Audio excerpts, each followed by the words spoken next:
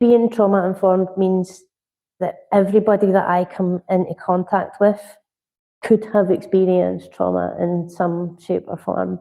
So that means watching my language and how I phrase things, thinking about the space that I bring people into and the space that I create between me and whoever that is. But for me, being trauma informed is about meeting people where they're at and having an understanding of all the things that are going on with them at that moment in time, and recognizing that behaviors and emotions show up in different ways, and often a lot of what we see can be trauma responses.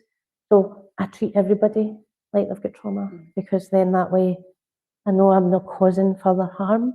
There people say things, and linguistic safety is probably the most important part of trauma informed practice for me, because the words that you say have real impact, and they can either build somebody up or they can destroy them in a heartbeat. So for me, that linguistic safety is the most important aspect of being trauma informed. You need to know who's in front of you. And if you just look at everybody, show me somebody that hasn't experienced grief or loss.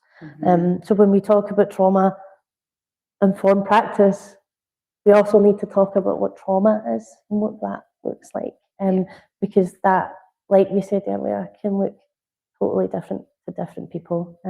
So the person who had their bike stolen, well, actually, that bike could have been purchased by somebody or belonged to somebody that holds much more meaning than any of us could ever possibly understand. They could have saved up for years to be able to afford Could that. have been an heirloom, who knows? Who knows? And that's the key bit. Is we don't actually know what lies underneath somebody's experiences. So for me, you're right, trauma informed is a buzzword, and it's used far too often when there is no real foundation of trauma informed practice. So it's about creating safety and collaboration, and like being able to empower people to take that back in themselves.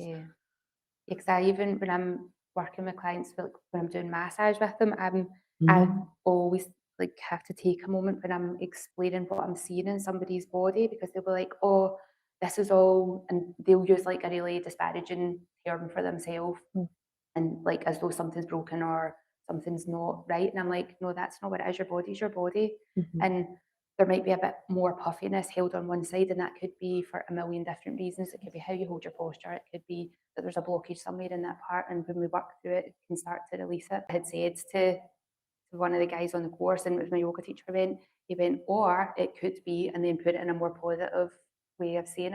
I was like, oh yeah, I've never thought of that. And it was fine because we were in a learning environment, but it was like, oh, I need to be careful with everything that I'm saying to people, because I can sometimes be a bit just like blunt and say things as I see them, instead of just taking a wee moment to think, how could this be? How will my words land? How is this person going to take these words? And there's a particular client who I said something to.